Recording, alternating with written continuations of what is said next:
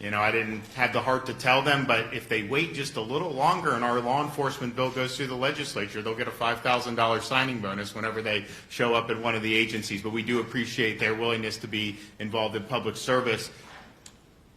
As you know, a day, 2 days ago, the Biden administration abruptly canceled the ability to use two of the most prominent monoclonal antibody treatments that Florida has used a lot to fight COVID-19. We had thousands of Floridians that had appointments scheduled for yesterday and today and tomorrow, and they were told that those appointments could no longer be honored because the medication was no longer allowed to be administered in the United States.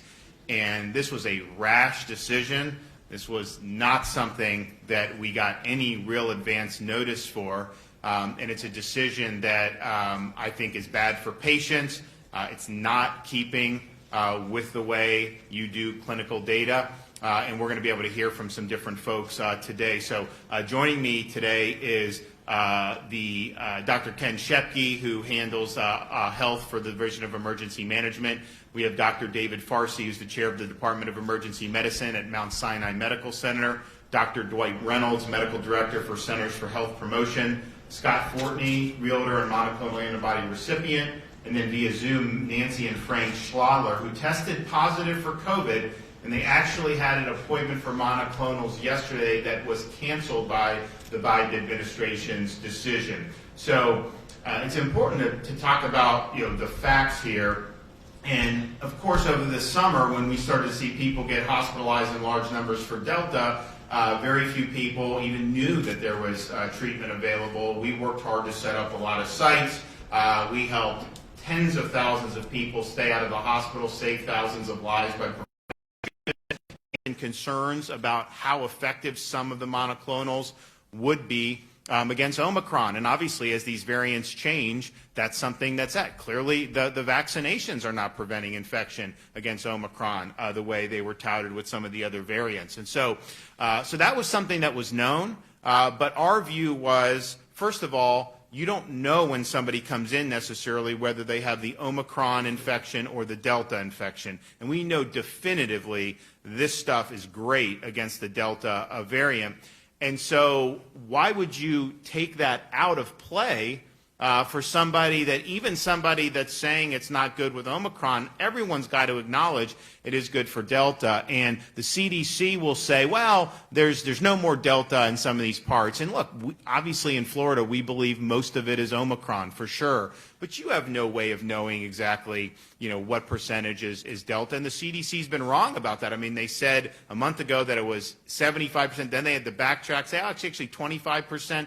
So their modeling is not something I think you would necessarily hang your hat on. So our view is this should be an option for people, particularly because when you're talking about high-risk patients, you're not going to necessarily know if they go in for early treatment. Yeah, as it progresses to where the monoclonals wouldn't work anyways, if it's deep in the lungs and you do see some symptoms with Delta that would be a little bit different than Omicron, clearly maybe a clinician would be able at that point.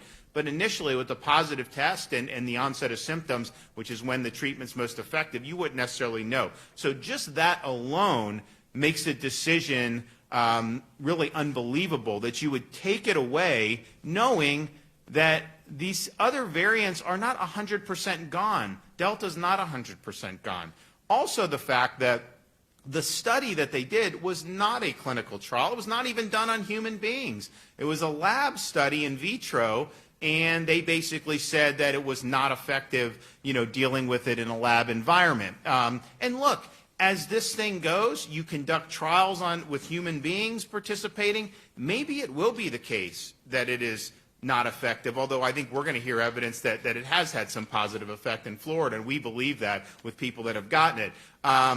But man, that is not a significant amount of data to just take it off the market. I think what you would say is, you could say, hey, here's a lab study that's been done, and then let individual patients make those decisions. Let doctors make those decisions about, given what you know about that lab study, is that enough to say we don't want to do this? if somebody comes in who's high risk and COVID positive. Our view in Florida is that we want doctors to be able to have the ability to administer this. We want patients to have the ability to access it, and then they can make the decision what's best for them. By all means, if it's not something you want to do, you make your own decision, talk with people, and go from there. But to not give anyone the ability to do this at all, is really, really a significant problem. And then to do it so abruptly with no notice. I mean, they have this available. I mean, what they could have said is anyone that's got appointments for the next 5 days can be honored, or they could say maybe 2 weeks from now. I mean, I still wouldn't have liked that. But, man, to leave people hanging the way they have is really, really problematic. And so, we're very much opposed to the way that particularly the thousands of Floridians who were in the system waiting to get treatment, to them wake up to an email saying that these treatments are now prohibited and tough luck, go take an aspirin. That's just fundamentally wrong. That is not the way you treat people in this country. And so we want them to be able to access it. They can take a look at these studies and make their own decisions. And if you believe you have Omicron and you don't believe it'll be helpful, then that's fine. But I think that many people would like to have that option, particularly our elderly population. So we want to make sure that that's the case. But I think it's important just to point out, because, you have state-run media outlets effectively that will parrot the talking points of the regime. It has not been proven that this does not work against Omicron. It is all based on that one lab study. Now, time will tell. If you do clinical trials, who knows how it'll end up working out. I don't know. I wish I did know. But when that is being said like that, that is not accurate, and that's misleading people. And so we have, throughout this Omicron wave, which clearly is going down pretty significantly, and which is the way it has done in South Africa and in Europe, and so this is what we expected. But, we have been talking to clinicians throughout this whole time saying, okay, we do have this. How effective is it?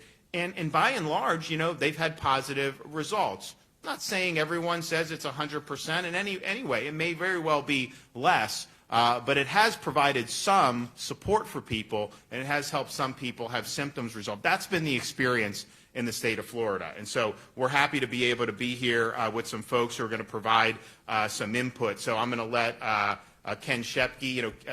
Ken was really one of the architects of the summer when we set up those sites. We were cranking to where we were knocking out 5,000 treatments a day just at the state sites, in addition to what was being done in the medical system, and really, really made a difference for a lot of people. And I'll tell you, not only the fact that Floridians were able to access it, something else that I think was that I've noticed, I'll have people come up to me saying, "Oh, Governor, thanks for the monoclonals." I was like, "Well, where'd you go to get it?" They're like, No, I didn't get it in Florida." I'm like, "Well, why are you thanking me?" And they're like, "Because I saw your press conferences. I didn't know anything about that there were treatments for COVID. My husband and I got it. We're in our 70s, and we're in this state, and we asked all the physicians. We wanted it. We got it. And we got better very quickly." And so not only did we set up an infrastructure, we really put this more on the map of, you got to look at this not just through the lens of one thing or another, but really have to look at it holistically. Final point before I kick it over to Dr. Shepke is just this. When you're talking about the variants and how much is Omicron, how much is not, just keep in mind, I mean, here in South Florida, no one needs to tell y'all, we have people coming from everywhere here.